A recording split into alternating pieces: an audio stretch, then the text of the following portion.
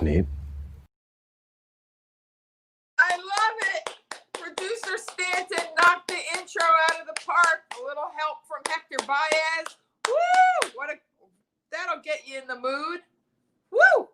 It's Saturday night, and it's less than 3 weeks from Christmas Eve. Like 3 weeks from tonight will be the 26th, which I actually love the week between Christmas and New Year's because it's almost like you're in this state of suspended, it's the holidays. But let's be honest, how many of us are working that hard these days? So today is the 5th of December. It's Saturday. It's a beautiful day. Beautiful evening here in Los Angeles. It was a gorgeous day, and it's cold, and it feels like the holidays. I put up a tree. Well, it's little. It's not Charlie Brown, but it's nice, and it's small and sweet. Maybe next week I'll turn the angle so you can see my decorations. But now you can see the covering I put on my couch. I put a holiday blanket on my couch, and I am feeling festive. And I'm not feeling festive artificially. I'll tell you what I've been doing, and I highly recommend it. The 330 gang already knows this. I've been very much getting out in nature, just getting out. Like I've bought 2 pairs of walking shoes. They were not cheap, Rokas, and 1 pair of Brooks. 1 pair of Brooks, they're called Glycerin, and they're just like the inside's like mushy and wonderful. And I've been putting in, anywhere between 3.5 and 7 miles. Today I walked over 6. And I just, I'm a sunflower is the only way I can put it. I'm a sunflower. I get up and I do what I got to do around the house. And then between 12 and 1, I just, walk my dog, throw on my shoes and get out. And I walk until sundown. I don't walk the whole 4 hours. Sometimes I sit someplace and just kind of think, or I'll stop and get myself a cup of coffee on Larchmont. That's a nice street in my neighborhood. But I've been getting out, and I find that the sun and trees and bushes and being away from artificial lighting and concrete, especially during these times where so many of us are just on our phones, on our computers, watching television on a big screen. It's what we've been doing during the pandemic. And myself, I very much make myself do projects around the house. And in fact, I put myself on a TV diet. I call things dieting when I don't want to say I restrict them, but we're going to talk a lot about restrictions and lockdown and masks, and if you have to wear them or you don't have to wear them, because LA is on full-on lockdown. It's essential personnel. It's curfew. If you're on the street between 10 p.m. and 5 a.m., you better have a good reason. And the restaurants, not only are they only open for takeout, but they're not putting the tables outside. They're taping up all of their benches so that you can't even get takeout and try to sit outside. Like, nope.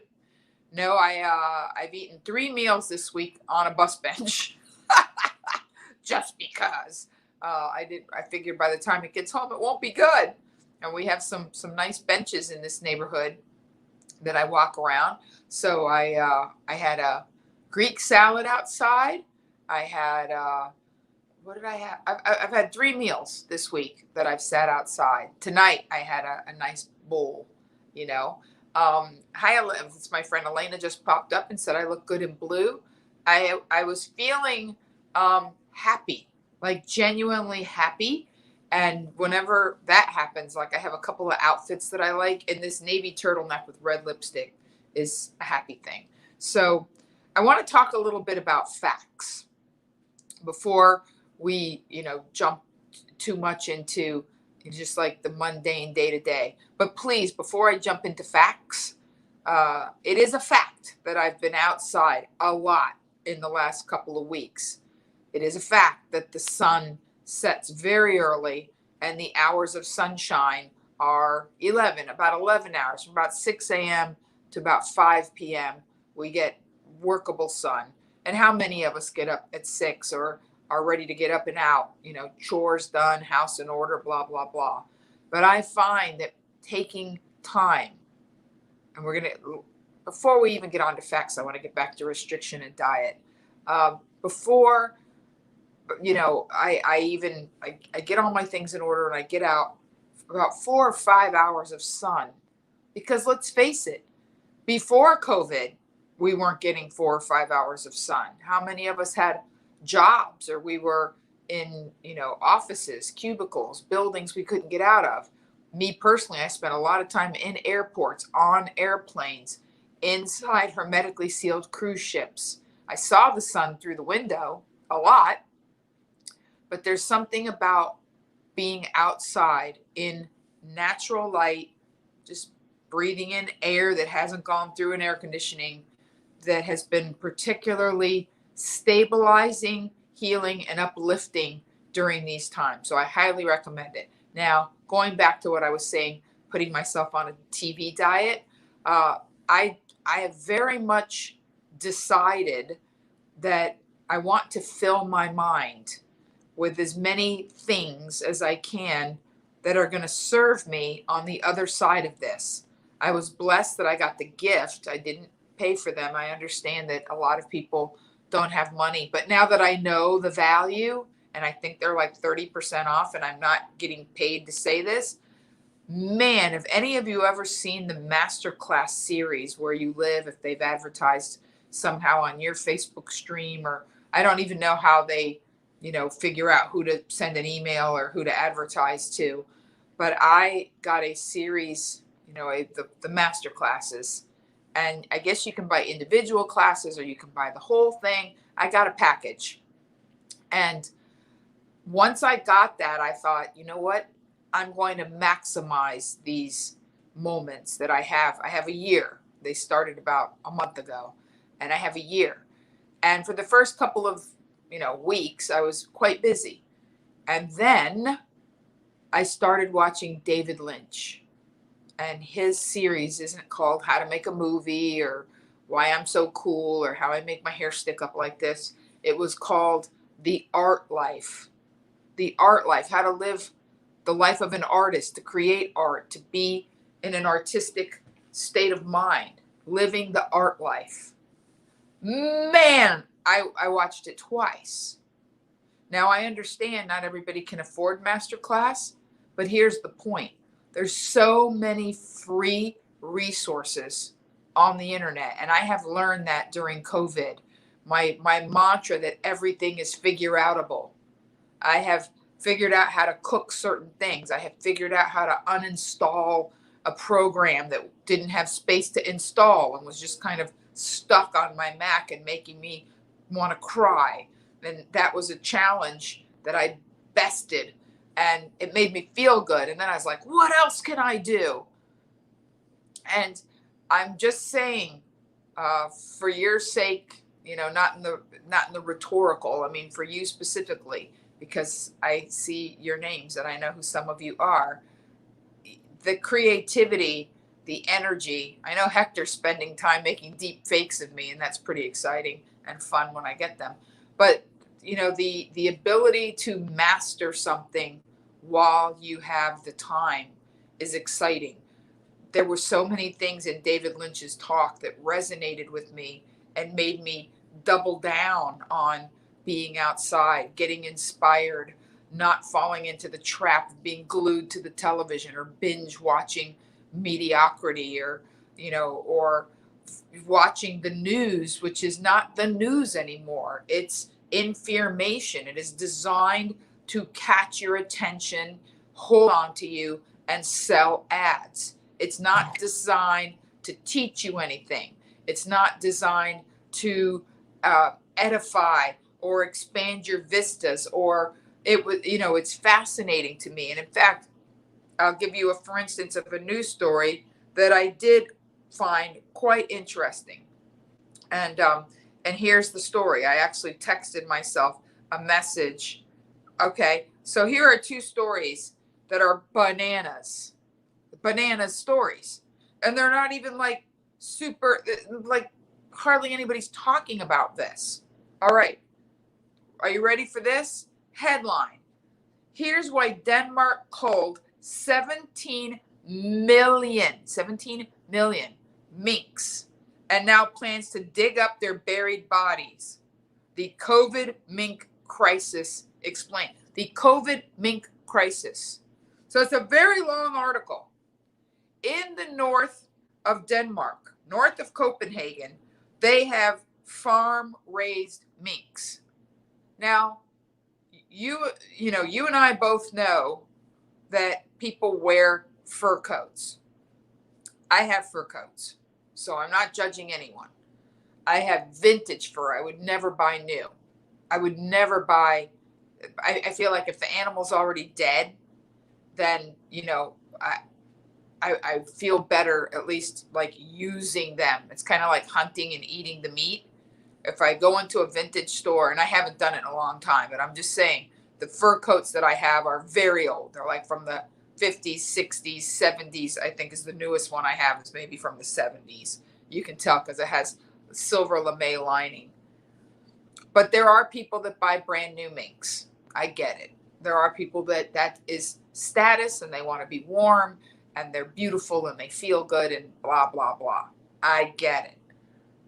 But the more I read this article, the more I realized that COVID is sort of, there's collateral damage, but there's also exposure. It's exposing things. So it says around the world, minks are getting sick. These small ferret-like mammals farmed for their valuable fur have raised alarms.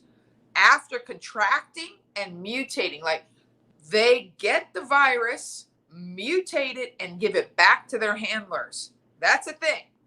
The virus, officials said spread from human handler to mink, mutated back to humans. So here's what they did. They placed them under strict lockdown. However, they decided that because this was a real problem, they decided in Denmark to kill 17 million minks. They killed healthy ones as well as sick ones. They were like, no, it was like a mink Holocaust. It was like biblical, like you couldn't even put the blood X, like this is a healthy mink, pass over our house. No. They culled 17 million minks in November in response to outbreaks at more than 200 mink farms. Who even knew that there were 200 mink farms north of Copenhagen? The prime minister said we'd rather go too far than too little. Jeppe Kofod was his name, and he had to step down after he said that because they realized that killing the minks is illegal. They're private property, but it's people's business. It's like killing healthy chickens just because. If you're a chicken farmer, you can say, I don't want that done. However, the story doesn't end here. They buried the 17 million minks in shallow pits and trenches in western Denmark. And then because of the way they were buried and what they died of, they started popping up like zombies. They were emitting gases that were making them pop up. So not only were the 17 million minks killed, which upset a lot of people in Denmark, including the prime minister who, made this guy step down. All right. He was the foreign minister stepped down. The prime minister went before cameras and said, I think we made a mistake. All right. So they are now trying to figure out what to do. They are digging up the 17 million minks to then rebury them properly so they won't pop up. But it gets worse, boys and girls. We have mink farms right here in Wisconsin, which is already a state that's got, a lot of issues. And for the record, I owned a mink, a real mink, a live mink, who was named Minky. Not very original, I know. But I owned Minky in 7th grade because my mother had a brother, rest in peace, who always had exotic animals. He worked in a place in Miami called Aquarama. He had like a Finding Dory fish, like long before, Finding Dory. He had saltwater tanks, freshwater tanks. He had a monkey named Pedro Gomez. We had 2 ferrets. We had an albino ferret, and we had a mink. Meanwhile, albino ferrets are very bizarre looking. So Minky didn't live to be very old. I don't think that that's a function of them having a short lifespan. I think I was a bad mink owner. I don't know what happened to Minky, but Minky didn't. I don't think I had Minky for a year. But the upshot is that they're not stupid. They're not, hairy snakes. I know that ferrets are the lowest form of mammal. I don't think they have any bones, just cartilage. Like a, you can squish a ferret pretty good, and I know that because I had one. But minks are a little sturdier than ferrets. They're not stupid. Minky knew me. They're not like a bunny. And I'm saying this because I don't know how many of you have ever come in contact with a live mink. They're cool. They're, I wouldn't recommend them as a pet. I think they're actually kind of fragile. And I think the only reason these people can own so many of them is because when I read the article, it said that they have skinning machines. Okay. At fur farms, minks are, because they were talking about the conditions under which they live. This is directly from the article. At fur farms, minks are densely packed in conditions ripe for close contact with one another. Those conditions might be ideal for shoving the small mammals into metal machines that skin them. Now, it doesn't say in the article that the animals are dead at the time they're shoved into the machine that skins them. So this goes on to talk about the conditions under which they live over in Denmark and here in Wisconsin. Outbreaks have occurred right now in Taylor County, and they are currently under quarantine after outbreaks killed 5,500 minks here in the United States. The animals can't move on or off the farm, said Kevin Hoffman, the public information officer for Wisconsin's Division of Animal Health. Well, boys and girls, come to your own conclusion. But after I read this entire article, there is still some debate over whether it's a relevant change, and there's not a clear answer on that, meaning if the virus goes to a mink, mutates, and comes back to humans, could that possibly make it harder to nail down a vaccine? Well, the mink farmers are saying there's so few of us. There's so few people that handle minks. Who cares? It's not a significant number. Well, what is a significant number? And then as the article goes on, there was a guy in New York. They've put down another 65,000 minks. The videos of the botched killings outrage people. Okay. Mark Hoffman, a fur merchant in New York City who sells a lot of mink coats, said there is no reason for an industry to worry about the outbreaks. And then he goes on to say, water rises all. With furs, it's not made in one place. It's made someplace else. Demand is there. If not Copenhagen, Russia. If not Russia, China. Someone will do this because we want fur. All right? Do we really? Do we really? Is this something that during COVID we can say, let's just ban, if people can't even leave their houses in LA, all right? Can we just, how do we decide globally? If we decided globally that we weren't going to travel, or that we had, or at least in the state of California, we have certain rules in place, and almost every, and I think it goes into effect Monday, even Orange County, which has been like, la, la, la, we're going to act like we're Arizona, but across the state pretty much now, it's lockdown. Not as bad as LA, but indoor dining, no hair salons, no mani-pedis, et cetera, et cetera. How do we decide as a species, as humans, during this global pandemic, that fake fur is pretty nice? You can hardly tell the difference anymore. Could this be a good time for us to say, nobody really needs a new mink? Nobody. Maybe it's not worth the mutation. It's not worth the risk. for practical reasons. Even if you're not particularly humane, even if the thought of little animals being shoved into a skinning machine doesn't upset you, maybe it's just, we can let this go. We can let this go the way of all things. We've had to give up so much. We've had to give up rock concerts. We had to give up Comic-Con. I've had to eat on a bus bench. Can we say like basta on the mink farms? Just putting it out there, because that was all factual. The mutation, the number of animals killed, the zombie minks popping back up, the number of minks infected in Wisconsin. These are facts.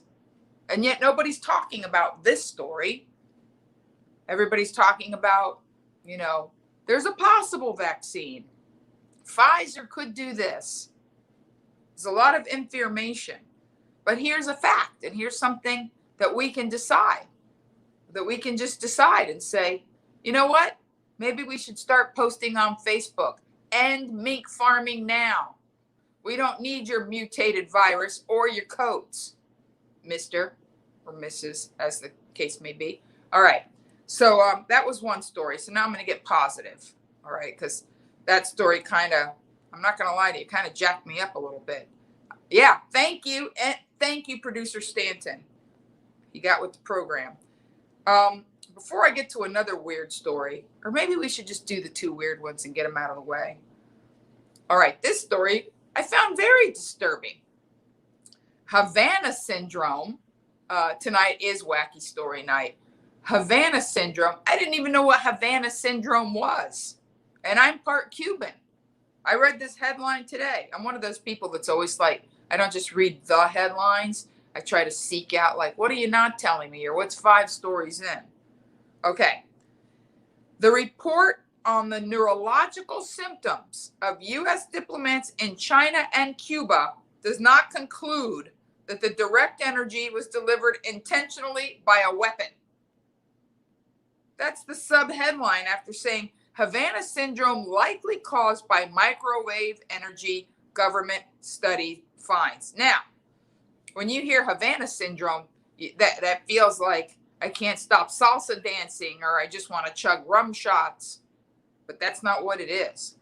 The mysterious neurological symptoms experienced by American diplomats in China and Cuba are consistent with the effects of directed microwave energy, according to a long-awaited report by the National Academies of Sciences that cites medical evidence to support the long-held conviction of American intelligence officials. It's a very long article, which I read, and I'll cut to the chase. Diplomats, members of the CIA, and other, secret diplomats, CIA, and other intelligence gathering, I guess they call them, whatever. Assess. It looks like asses. They're assessing. Sorry about that. I was trying to get the other, I guess they call it the intelligent community. I was trying to get the exact quote. These people all were getting pains in the head. They were getting the brain pain. They were hearing loud noises. They were having neurological conditions, seeing spots, walking with limps, like serious stuff. All right? And what they're saying, in the last year, as first reported by GQ magazine, a number of new incidents have been reported by CIA officers in Europe. Mark Polymeropoulos, I believe him to be Greek, who retired last year after a long and decorated career as a case officer, told NBC News he is still suffering the effects of what he believes was a brain injury he sustained on a trip to Moscow. Okay. Intelligence agents who had worked on microwave weapons programs were present in the same cities. So the guys that learned how to aim the microwave guns to jack up people's brains happened to be in the same city as the CIA agents and the diplomats that were getting the brain pain. Okay? But because we want to be nice, we stopped calling it, attacks. that our diplomats and intelligence community were being attacked. We were saying there's a possibility that somebody is aiming waves at their head. It could just be an accident. They might have just been making a grilled cheese. So as I read this article on and on, I thought, you know what's very interesting to me? I'll just wrap it up for you. Secretary of State Mike Pompeo asked in October about the investigation, indicated there was still no firm conclusion, although he bristled at the allegations that had been raised by many of the affected diplomats that the State Department took insufficient steps to protect them and ensure adequate care after they were injured. We've done a lot of work to try and identify how this all took place, and we continue to try and determine precisely the causation. The report recommends that the State Department establish a response mechanism for similar incidents. In other words, the people that have the brain pain are being told, what do you want us to do about it? We'll be a little more diligent. We're going to give people, tinfoil hats. I mean, the joke, like in the 80s when people were preparing and we thought there was going to be this or that, and everybody, the joke about the tinfoil hats. Ladies and gentlemen, the tinfoil hats might be a real thing. The more I read this article, and maybe it's just me, I felt like, why are we being so diplomatic and careful? Why are people not outraged that potentially our intelligence community, it's like Mad Magazine, like Spy versus Spy, like, we're not going to call you out on causing our people the brain pain, but we're going to figure out what you're doing and then we're going to do it back, or whatever. Like, is it just me, or do we need to just say, like, hey, there's certain rules. This is against the Geneva Convention. And if it isn't, because we didn't even know people could do this technology didn't exist when we had the Geneva Convention, then we need to add it. We need to say no brain pain. You can't do this. You can't have some bad actor hanging around in Moscow aiming his gun at our diplomat's head. Not cool. Havana syndrome, not cool. So these are the kind of stories that to me are, at the very least, interesting, that I think are going to turn into bigger stories that are just under this whole, well, these stories aren't going to attract people's attention.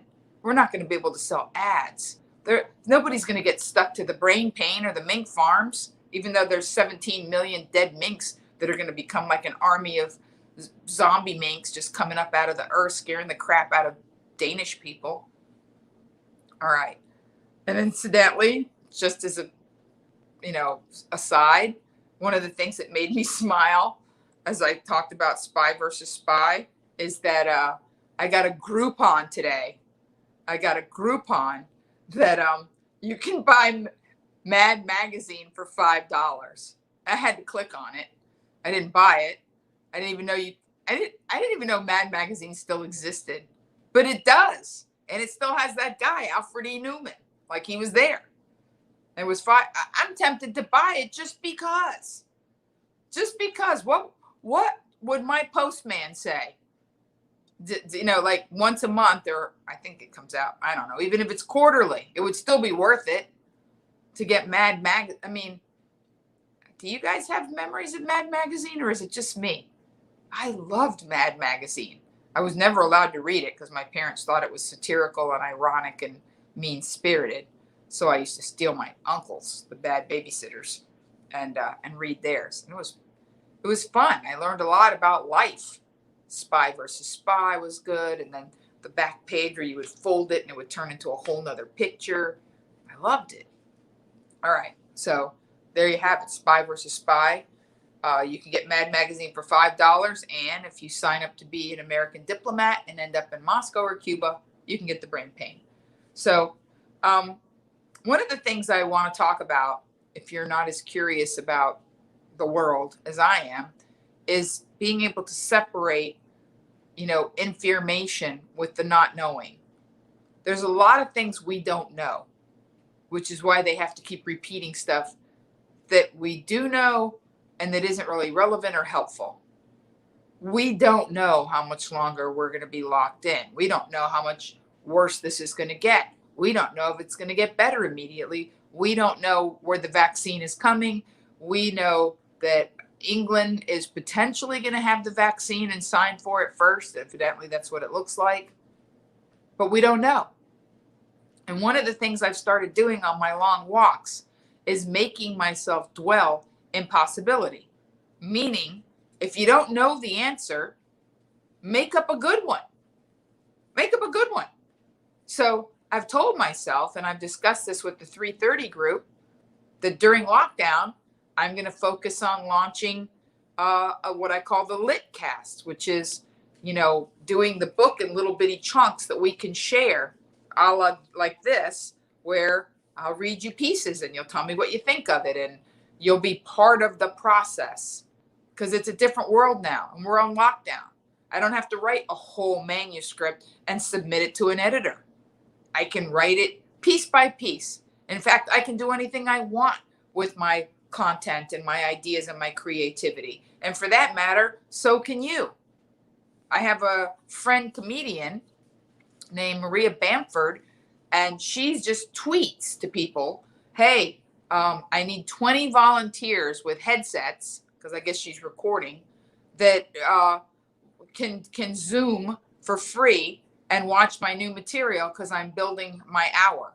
Like, she's not sitting around. She is preparing so that when this is over, she has an hour of new material to go on stage, and she's letting fans sign up and vet the material for free.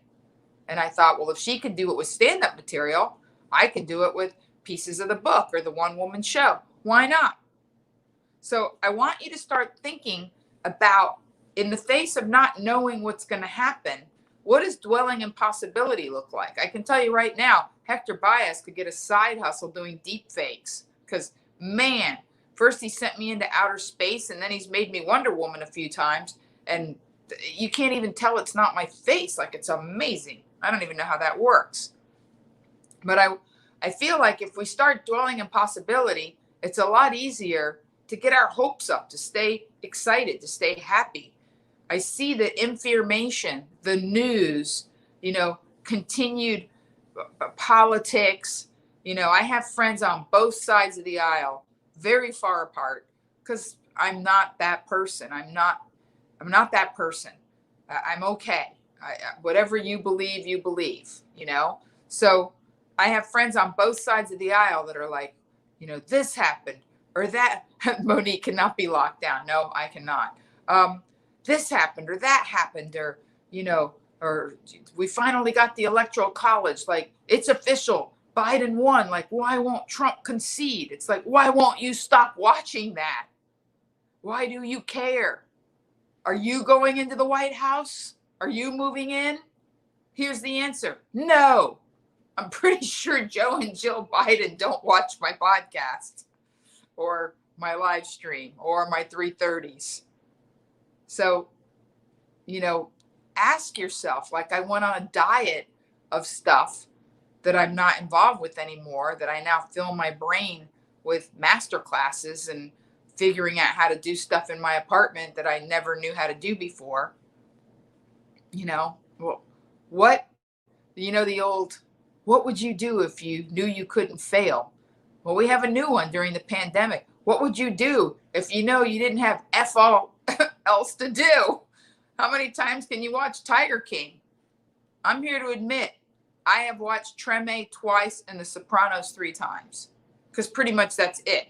Like, I just won't watch junk. So I just have it in the background. Like, you'd play a favorite album, I just play The Sopranos when I'm doing something.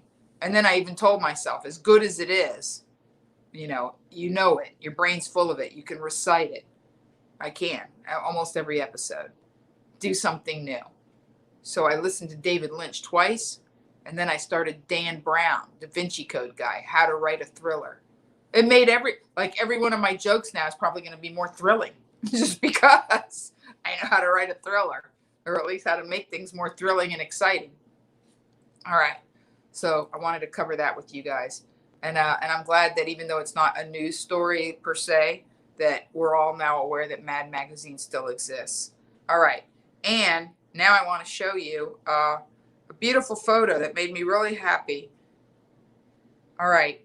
I know a lot of you watch Breaking Bad, or, you know, the follow-up, the Saul Goodman there. I forget what the new, I totally blanked on what the follow-up, Better Call Saul. Duh, Saul Goodman. So today, Squiggy died. He wasn't that old either. I think he was like 72.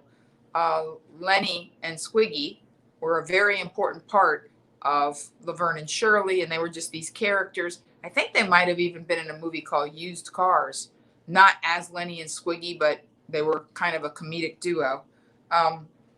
Anyway, here's a picture, and there we go, of Lenny and Squiggy. And Michael McKean, the actor, the tall one, they were sort of the Hall & Oates of comedy. You had a tall blonde one and a short brunette one who didn't get as much attention as the tall blonde one, because Michael McKean is a brilliant actor who went on to play the older brother in Better Call Saul. And if you've seen the series, you know he's genius as the older brother.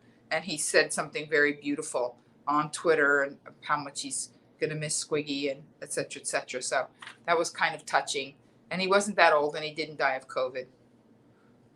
He had MS for quite some time. All righty.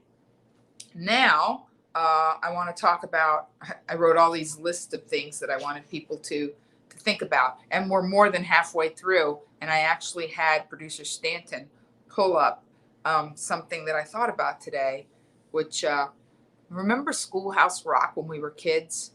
I loved Schoolhouse Rock, and I remember conjunction, junction, what's your function? Well, today I was thinking about positivity and how we come together on these weekend visits, and we come together, you know, the Alpha and the Omega, we come together, a lot of us at 3:30, and I thought how positivity folds in on itself. And remember when you were young and you were going to get married and you were all excited about it, at least I do. And, you know, you would get a wedding band, and you understood what that meant. You know, it was eternal. It's a ring. It goes on forever. But the real symbol of infinity is a figure 8. And I thought about how, you know, just coming together and uplifting each other creates this constant, you know, eternal figure 8. And then I remembered that there was a Schoolhouse Rock about it. And I researched it and found it and sent it to producer Stanton.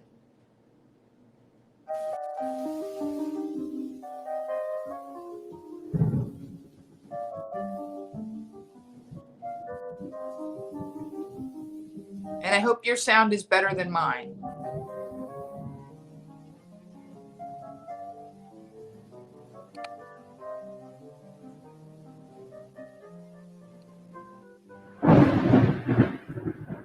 Figure 8 as double 4.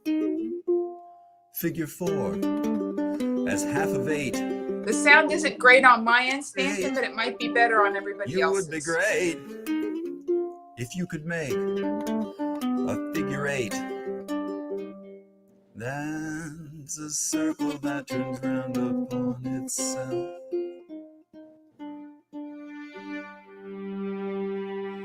One times 8 is 2 times 4. 4 times 4 is 2 times 8. If you skate on nothing ice, you'd be wise if you thought twice before you made another single move.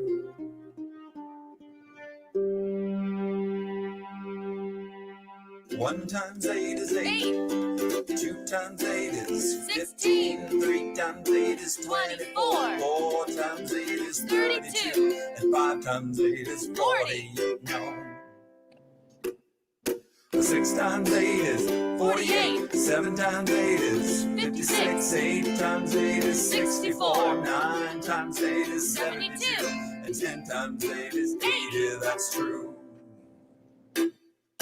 11 times 8 is 88. And 12 times 8 is 96. Here's a chance to get off on your new math tricks. Cause 12 times 8 is the same as 10 times 8 plus 2 times 8. 80 plus 16, it's 96. Yeah, 1 times 8 is 8. 2 times 8 is 16. 3 times 8 is 24. 4 times 8 is 32. And 5 times 8 is 40. You know. Figure 8 as double 4. Figure 4 as half of 8. If you skate, you would be great if you could make a figure 8. That's a circle that turns round upon itself.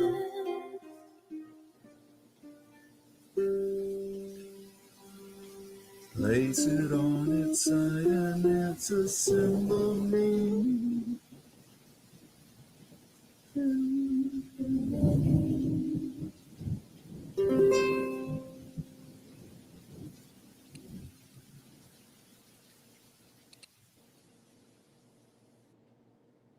I love that it's in a minor key at the end, that you have that almost melancholy but beautiful winter kind of feel. And I hope that brought back some good memories for you. It brought back a lot for me. I just kicked the stand there. It's not an earthquake. There used to be, one of my favorites was when it would talk about appropriate after school snacks. And one of them would say, I hanker for a hunk of cheese. And the guy had little skinny legs and it would show that he was wobbly because he needed some cheese. So as I go through and collect these stories for you guys, I always try to have positive things as well as things that are like head scratchers or, you know, nobody's talking about this or nobody really cares about that. I mean, let's be honest. How many of you knew that 17 million minks were killed in Denmark, or that minks were even mutating the virus and giving it back to their handlers in a whole different form? Huh? How many of you guys knew about the Havana syndrome? But here's a good story. I did a story a few weeks ago. I've done some stories about adoption, a lot of them, in fact. And just because I just think that's a happy thing. And especially during COVID, to find a forever home is wonderful. And I talked about how Sia adopted these 2 teenage boys that were aging out of the system. But a teacher did it too. A 29-year-old woman who adopted a former student and his brother. Okay, not only did she take these 2 siblings so they wouldn't be separated. One of the boys is, Jerome is 17 and Jace is 6. There's a beautiful picture, hopefully, but it's a video, so I don't want to, but here, I'll show you. Okay. So this is the teacher and the older boy. That's a still photo. And his name is Jerome, and he's 17, and he has a 6-year-old brother, and she adopted them both and kept them. And then as he went on and he went to college, she eliminated the amount she owed in credit cards and student loans with interest, $48,683.41. Okay. She not only adopted them and took care of them and put them through school, then she was able to eliminate the debt. So I love that.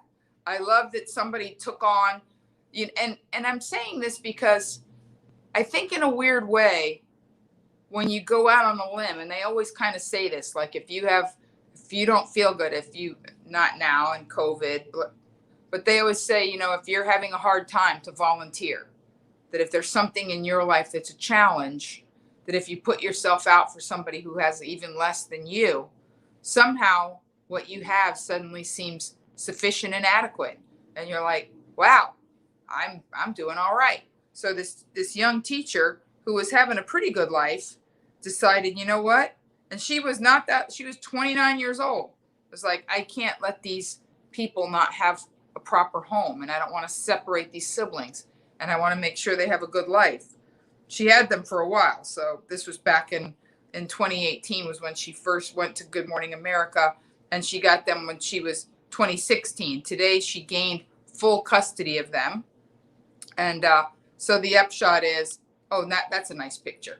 Not only did she adopt them, raise the little one, and put the bigger one through college, but she did it all while diligently eliminating their debts and her debts. So there you have it. It can be done. It can be done through just, when we think we can't do something.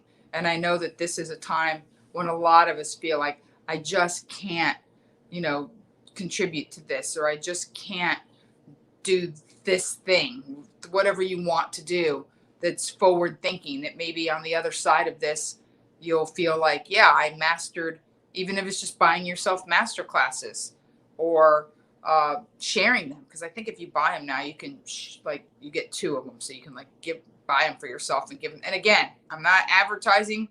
I just loved having so much knowledge from people I respect that I could just, and their lessons, like they have PDFs and et cetera, et cetera. But the point I'm making, if you want to learn another language, you figure I'm locked in my house, I might as well finally learn Spanish. And then when the job market opens back up or it's more competitive, I will be able to say on my application, hey, I have a working knowledge of Spanish. I was on a Zoom yesterday. See what I'm saying? Like, time has no time. About comedians and how comedians are affected during the pandemic. And some of the comedians were very negative and bummed. Oh, look at that. Producer Stanton. And I'm not even kidding. I get nothing. I get 0. But I'm telling you, these master classes are an incredible investment. I love, it was worth it for me for David Lynch. But what I'm saying is that I was watching this, I participated in this Zoom. I have a friend named Felicia Michaels. She won Star Search in the 90s, and she's a very, very nice woman, very competent and funny comedian. She also became an important photographer. All the photographs that are up at the Improv now are her photographs, black and white. She's amazing. And she started a podcast long before I did with Joey Coco Diaz, who some of you know from Joe Rogan's show, and he had the Church of What's Happening Now. Very successful guy. Felicia started that years ago with Joey, called Beauty and the Beast. Anyway, successful, accomplished, has a son in college. They're doing a project about how comedians are affected by by the pandemic. We did it on Zoom, and so many of the comedians were just so down because they were so reliant on that live audience, on that, feedback. And trust me, and I'm here to tell you, there's no other feeling in the world. And I've done radio and television. There's no other feeling like being on stage, hitting a punchline, and it's like a plunger went down in a detonator, and you hit the punchline, and people laugh, and it's an amazing feeling. But when you cannot have that feeling, you just know you can't. I mean, you can if you want to get on a plane and fly to Florida and figure out, stage time because it's open. And if you want to take that chance, me personally, I'm not heading to Florida. It's a little loosey-goosey for my taste. But what the comedians were saying is that to do kind of what I'm doing, whether it's the 3:30 or the live stream, that you have to keep your creative juices flowing however it works, even if it's not what you expected, even if you're not hearing the laughs on Zoom the same way that you would hear it in an audience, which I'm here to tell you, it's a completely different skill set. But I find it interesting, and I'm just going to put it out there, and I'm not dissing anybody else. I'm just saying what works for me, so it may work for you. It's the old, don't tell me something, show me. So when I think of content, when I think of what I'm going to say to you guys, most people think in terms of, and we all do this, when other people are speaking, sometimes you don't even hear what they're saying because you're already formulating your rebuttal, your response, what you're going to say before they've finished or they've made their point. So a lot of us talk in terms of what I call the megaphone. You know, what am I saying? How's it going to come out? And is it going to sound right? Am I going to sound cool and smart and special? Of course, we all want to be cool and smart and special. But me, when I think of what I want to share with you guys, I don't think of the launch. I think of the land. I try, as much as I seem to ramble, I try to think in a very aerodynamic, like an arrow, like it's going to land and you're going to hear in your own mind and formulate your own impression and idea of what I've shared with you about things like the Havana syndrome. It's like shooting a seed and having it land in the fertile ground of your brain and you thinking about how much the world has changed, that, you know, we don't need to attack anybody.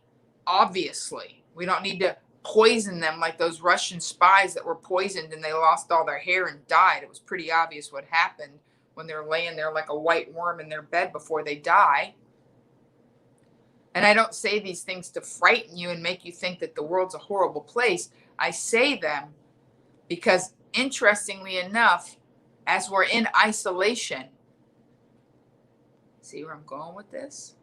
And we're not traveling all around the world, and we don't maybe have diplomats that are flying overseas. They're having to do diplomacy via Zoom. Maybe what I refer to as the pause for the cause is an opportunity to sort of recalibrate how we interact with each other as a species, as different nations. Maybe diplomacy will be completely rejigged because of this situation. I have been told, this has never happened to me because this wasn't the problem, but I have friends that have gone to marriage counselors, and it's a little bit of reverse psychology. The marriage counselor will actually tell them, don't have sex for the next 6 weeks. Let's get to the root problems so that you can come together in a more loving way.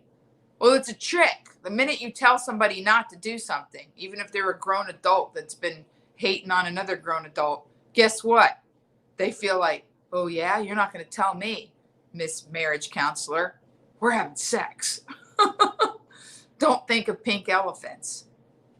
And I think how interesting that our inability to see one another face to face, to travel to different countries, whether it's the UN or the embassy or the Thanksgiving table or the Christmas Eve gathering, makes you want it more, makes you value those other people.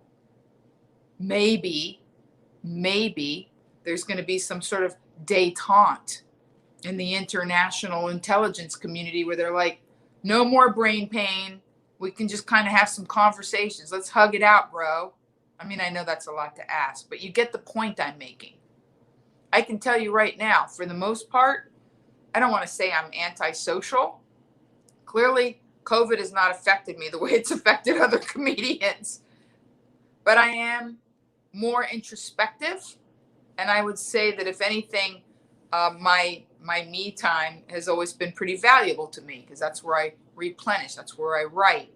And now having forced me time has taken me to the point where now I've learned a little more about technology and I've started this YouTube and we're on week 31 and I've been committed and connected and I'm on day 250. Oh my goodness. I'm on in the 250s of going live for 3:30. It's a lot of numbers to remember. But the point I'm making is the minute they tell those couples, don't have sex for 6 weeks, let's get to the core issues.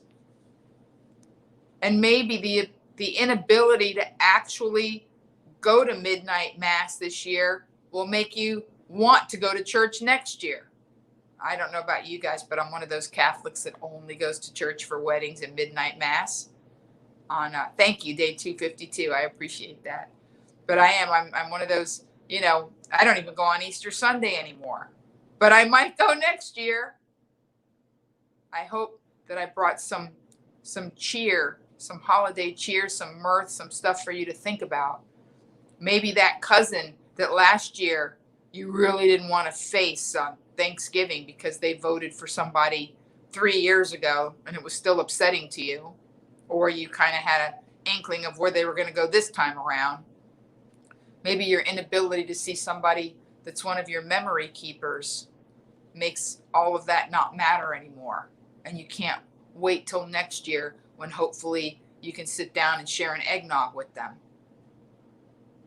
There's a lot to be said for not being able to do something and being able to look back on when it was important and rich.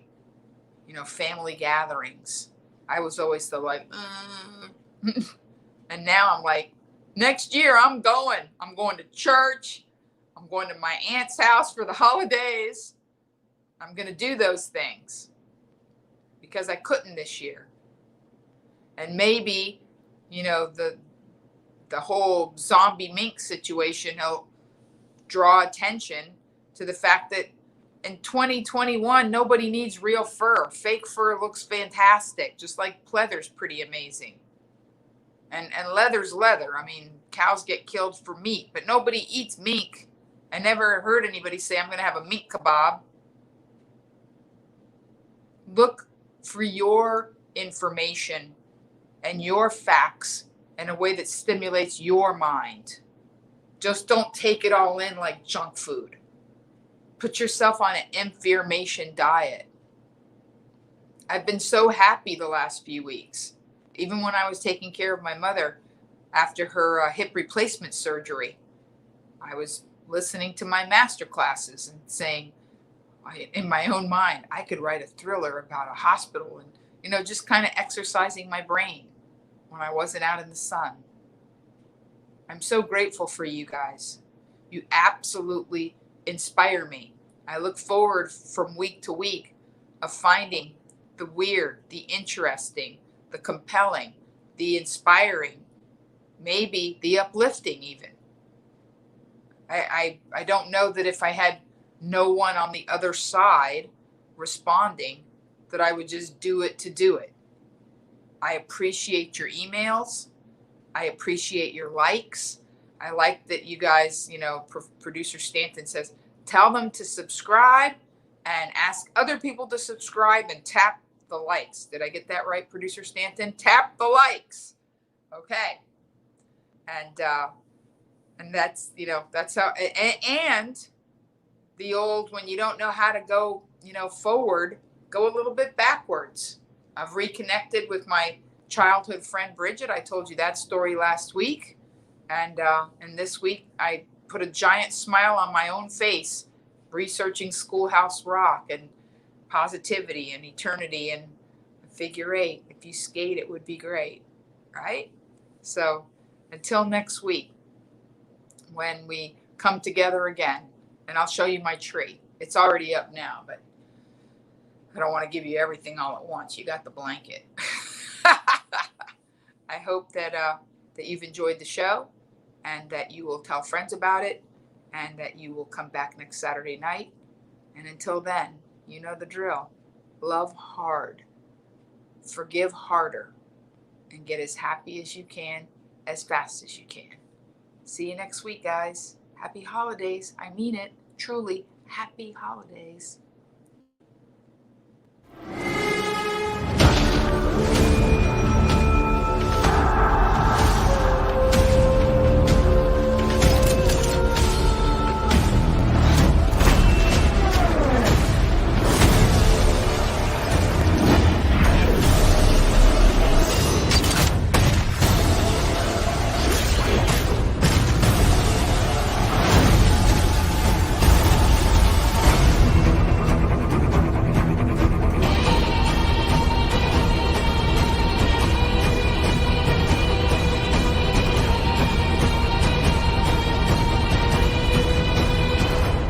Well, that's neat.